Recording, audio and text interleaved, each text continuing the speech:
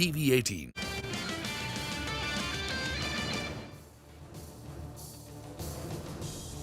Stocks bounce back on Wall Street after key indices post their worst weekly declines in 2 months. The tech-heavy Nasdaq leads the surge ahead of the release of the inflation print for July later today, as the street widely expects disinflation to continue. Stocks in the Asia-Pacific opened higher on bullish cues from Wall Street. The SGX Nifty too is indicating a higher start for the Indian market. After slowing for 2 months, inflation accelerates in January to 6.5%, well above street expectations. Food prices are the main culprit. Cereal prices rise for the 5th straight month. Taking stock of the Adani stocks rout, the Supreme Court suggests an expert panel deliberate the issue. The centre agrees to the proposal even as it remains wary of sending adverse signals to global investors, wants suggestions to be tabled in a sealed cover. Apollo Hospitals, Eicher Motors and ONGC will report their third quarter numbers today. From the broader markets, also watch out for earnings from Bata, Biocon and NMDC.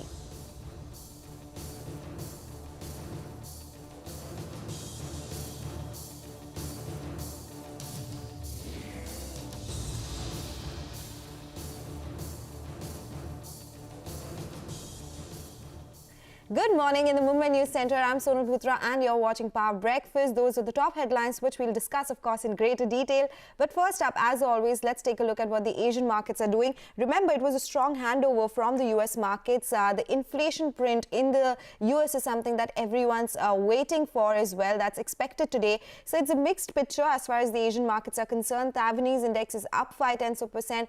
We have Hang Seng, which is down by 20 points. But largely, it's a green screen in the Asian market. So we have Kospi, which is up around 0.6%.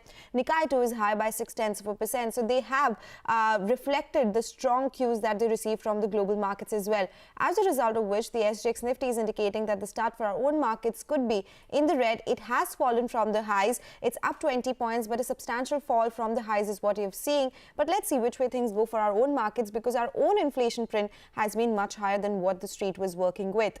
But with that, let's move on and talk about the US markets, because key Wall Street indices rallied overnight, with the Dow Jones gaining over 350 points, the S&P closing up over 1%, and the Nasdaq Composite finishing with a gain of close to 1.5%. CNBC's Bertha Coombs gets us a wrap of all the action on Wall Street. Positive day on Wall Street, with all three major averages finishing in the green. Those gains coming as investors brace for a key inflation report due out tomorrow, the Consumer Price Index. The Dow closing up over 1%. The S&P ended up just about the same, while the Nasdaq was the big winner with a gain of just over 1.5%. Ford is planning to build a new battery plant in Michigan as the car maker continues to expand its electric vehicle production. The factory will cost over $3 billion and will operate in collaboration with a Chinese supplier. The new plant will make a new and cheaper lithium battery and is expected to open in 2026. And the Super Bowl set records for sports betting across the U.S. A company that tracks online gambling said it saw over 100 million transactions during Super Bowl weekend. And one sportsbook, FanDuel, said it accepted more than 50,000 bets per second at its peak and averaged about 2 million active users on its platform throughout the game. That's what's happening here in the U.S. Now back over to you in Mumbai. All right, that's all the U.S. market action. But of course, the all-important inflation data from the U.S. will be closely watched later today. On that note, let us get you some important opinion coming in from Alliance's Chief Economic Advisor, Mohammed Al-Aryan. Listen in. Remember, that's a critical word, disinflation. Chair Powell said it 11 times at his press conference, and the market loved that. So it is important that we continue with it. And that's why tomorrow's number and the ones that follow are so important is, could we bet on continued goods disinflation for a while? Because we know service disinflation is not going to happen for a very long time. You know, I'm still not in the camp that a recession is a done deal. I think we can avert a recession if there isn't a policy mistake. And that's very important because that matters a lot for earnings and, of course, for the well-being of the person in the street. Okay, so it is an all-important data that we are expecting in global markets today.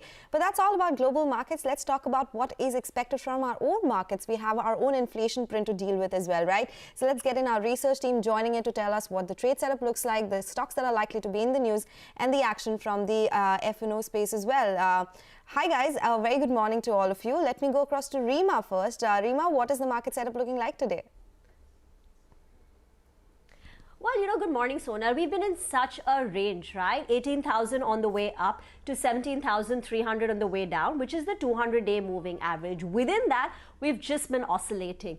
Yesterday, the Nifty opened higher, but then the bears took control of the markets and the benchmark indices ended down 0.5%. But the problem was in the broader markets where we saw intense selling pressure, the mid-cap index down close to about 1.5%. The cues, the domestic cues to track. One, the FIs bought in the cash market for the second consecutive day. That's a positive. 1,300 crore bought by the FIs in the cash market, and the DIIs too were buyers to the tune of 521 crore. So net, you're looking at an institutional buy figure of nearly 1,900 crore rupees. That said, it could be skewed on the back of that Coforge block deal of nearly 2,500 crore rupees. The CPI inflation print could also queer the pitch for us a bit because it came in much higher than street expectations. At 6.5% for the month of January, the India inflation number has come in at a 3-month high and higher than expectations of 6.1%. That said, there is some optimism and buoyancy seen in the Asian markets this morning following the strength that we had in Wall Street overnight. But I think the focus, as you've been saying since the beginning of the show, it's going to be on that US CPI inflation print. Back to you. Okay, all right. Thank you so much, Rima. But you're also tracking all the stocks that will be in focus today? Yes, so let me start with SAIL. The headline there is that there is an operational beat. So at the top line, it's come bang in line with street expectations at roughly 25,000 crore rupees.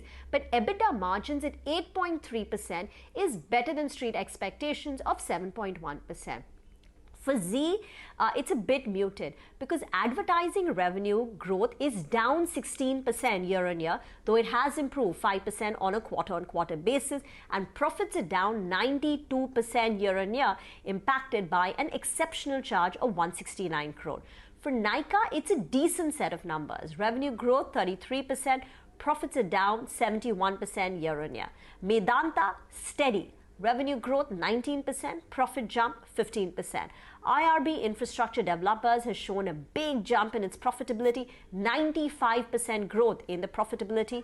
Castrol India, on the flip side, is muted, profit growth at just 2.5%. For Krishna Diagnostics, the miss is on the margins. Margins have contracted by 300 basis points year on year. Campus Shoes, again, a bit subdued because revenue growth is just 7.5% and profits are down 12%. And Sri Renuka has reported a 67% decline in their profitability. There are so many numbers, but we've just picked up some of the ones that pop, in the numbers that have been reported yesterday. Back to you. That's what happens towards the end of the earnings season, right? But Rima, thank you so much for that lowdown. Finally, let me go across to Nigel, joining in with all the cues from the F&O space. Nigel? Well, morning, Sonal. You just pointed out that the SGX Nifty is not suggesting a big gap up. I think I like that because when it's a big gap up, then it's providing the perfect shorting opportunity to some of those bears to come in there. So 20 points uptake, well, that's par for the course. Yesterday, yes, both the Nifty and the Nifty Bank ended lower. The positive, though, was that we defended lower levels. And the open interest build-up there was on the Nifty as well as the Nifty Bank. But it wasn't the FIs that were adding shorts. Though there were shorts that were added in the system, it wasn't from the FIs because the short positioning, it's constant at around 82% odd. On the call side, well, they bought more calls than puts in yesterday's trading session. In fact, they bought close to around 2 calls for every one put. But what's telling you that at higher levels, you're going to see a lot of supply is yesterday as well, the FIs, they wrote calls very, very aggressively. Close to around 1.5 lakh calls were written. That's in the ratio of 5 calls for every one put. And what were they writing? 17,800, 17,900 calls, both of them fairly active in trade yesterday. So there was writing being seen at those levels. And in case you get a blockbuster in terms of a very, very timid CPI number, and there are shorts in the system as well. So it appears there was some out-of-the-money call buying at around that 18,000 odd. That appears a bit of a punt, though the call writing is something you should take note of. And because of that call writing, The PCR that was at around 1.05, that's come down to around 0.8 approximately. Remember, when you have the PCR coming down to around 0.7, and when you have the FI's short positioning at around 80-85%, that normally braces for a bit of a short covering bounce. So let's see whether or not the bulls can bat out today's trading session and hope for a pleasant surprise in terms of the CPI number. Important levels to track. Well, yesterday we went to those crucial support zones. So 17,700 by the end of today. You like to hold on to that level from a bullish perspective and hope that there is a surprise and then, in fact, we see a bit of a bounce. So that's a crucial level on the downside. 17,700, 17,750. Though at around 17,900, you expect supply. The Nifty Bank yesterday it breached that support zone of around 41,200 odd. So the 41,000, 41,200, well, you hope that that level holds out. Today, I'm watching for the IT index, in fact. The Nasdaq ended higher. So let's see whether or not the IT index, after a couple of days of underperformance, can spring a bit of a surprise. SGX Nifty suggests a positive start. Let's see whether or not we can build on from there. Sona? Okay, all right, Nigel, Rima, thank you so much for joining us, prepping us up for this trading day ahead. And it's time for a short break now. When we return, inflation accelerates in January after slowing for 2 months. More details when we return. Stay tuned.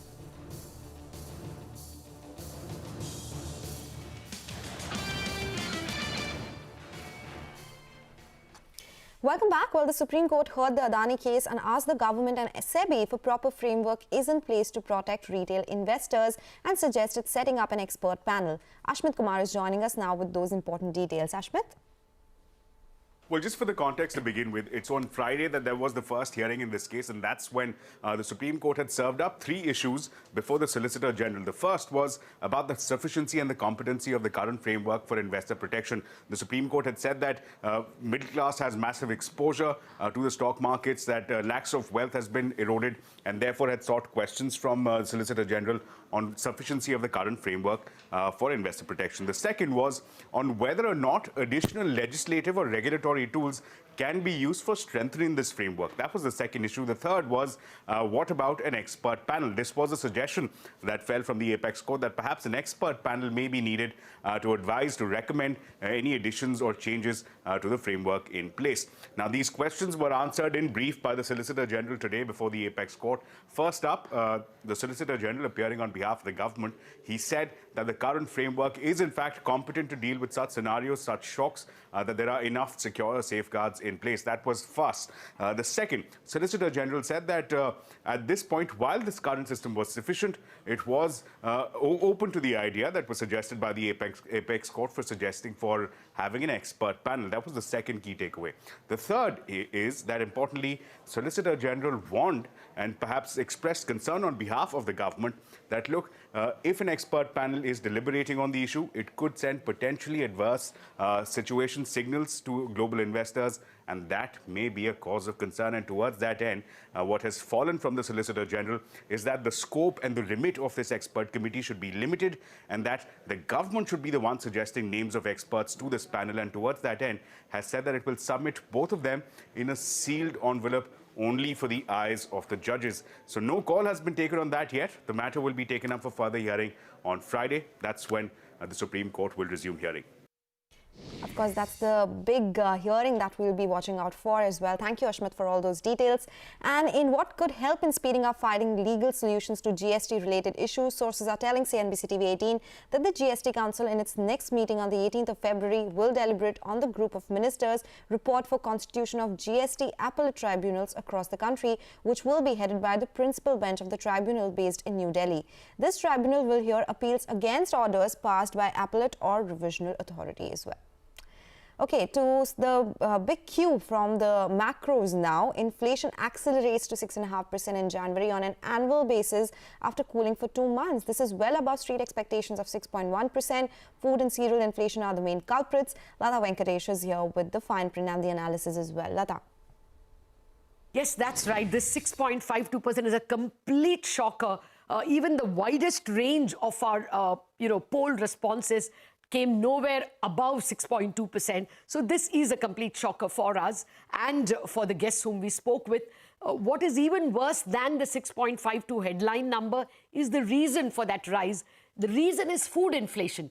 Food inflation, which came in at 4.19% last month, this month is up 5.92%. So the full 1 percentage point higher. The within food inflation, what is most ubiquitously consumed, cereals, is the biggest culprit. Cereals are up 2.6% month on month and 16.2% year on year. That is perhaps what both economists and the central bank were not prepared for. Other items, protein items like pulses and even more meat and fish, egg and milk are other products that are up between 8 and 9%, leading to a very strong rise in food inflation. Core inflation, which is largely services, personal services, transport services, recreation services, that lot is also up 6.1% like it was in December, but that's largely on expected lines. What is unexpected is that the Reserve Bank will have to move now very strongly. When the Reserve Bank hiked rates on Feb 8th, the expectation was that they did not guide whether they will rise or whether they will hike again or not hike, because they just wanted to wait and see. But now a large part of the market will expect that the Reserve Bank has to hike rates when they announce the policy in April. Oh, yes, of course. Lata, thank you so much for all those details. So let's stay with the CPI inflation numbers and listen into some reactions coming in for the data from Rupa Rege, who's the Chief Economist at L&T Financial Services, and from Aditi Nayyar, who's the Chief Economist at ICRA. RBI must have, had some kind of a clue about today's data print, and that's why you see the undertone of the last policy review was very hawkish. And I personally feel they retained that flexibility because they must have sensed this. We cannot be very optimistic about RBI's future actions, and that's why they have retained that flexibility, and nobody can rule out that there could be another rate hike also. Clearly, the negative shock has come entirely from food. The other items are by and large in line with what we were expecting. Now, in terms of the average for the quarter, we anyways expected Q4 to be very flattish as compared to Q3. So we were puzzled why the RBI, the MPC had reduced their calculation for the current quarter. A lot of the seasonal factors that take the food index down or the food inflation down would ease out from February onwards. So we cannot expect that to be too much of a benefit from lower vegetable prices, for example, going forward. All right, that is some opinion coming in on the inflation number. But with that, we'll slip into a break. Up next, we'll get you all the cues from the commodities market. So stay tuned for that.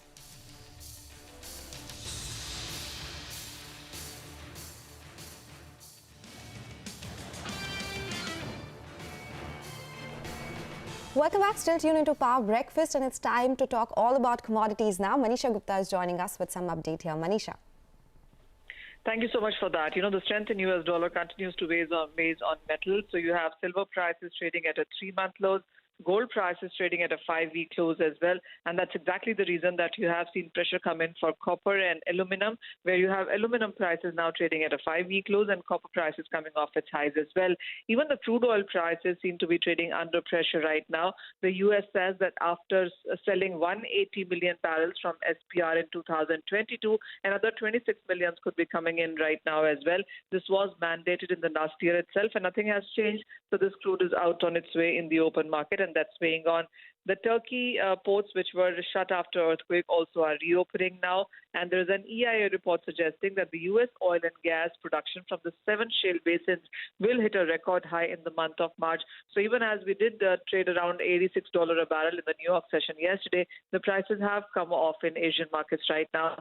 The overall strength in U.S. dollar, higher inventories, all of that seems to be pushing some pressure on commodities in Asia right now. Okay, so that is the update from the commodity markets. Manisha, thank you so much for joining us with that update. But it's time now for some action from the sporting world. The first ever Women's Premier League auction witnessed intense bidding yesterday. Over 400 players went under the hammer, out of which 246 were Indians. Indian ace batter Smriti Mandhana received the top bid of 3.4 crore rupees from Royal Challengers Bangalore. Network 18 Srinivas Rao brings us this very special report. It was the start of a new chapter in women's cricket. The auction is rather being held in Mumbai at the Jio World Centre, and 5 franchisees that just walked into this ecosystem, sat down, wrote the checks for the big names that have been picked up. Smriti Mandhana, the biggest name, has gone to Royal Challengers Bangalore. Harmanpreet Kaur, another big India cricketer, has gone to Mumbai Indians. And what happened in IPL 15 years ago, when franchisees first came in and invested in big players, Indians and overseas, is the same narrative that we are looking at 15 years later, where once again the start of women's cricket, women's Premier League has happened with big bets being taken on well-known cricketers from India and abroad. Okay, all right, that's the update as far as the Women's Premier League is concerned. With that, we'll take your leave on this edition of Power Breakfast with the news that the SGX Nifty is indicating a start in the green for our own markets. It has come off from the highs, but let's see which way things go. Thanks a lot for tuning in.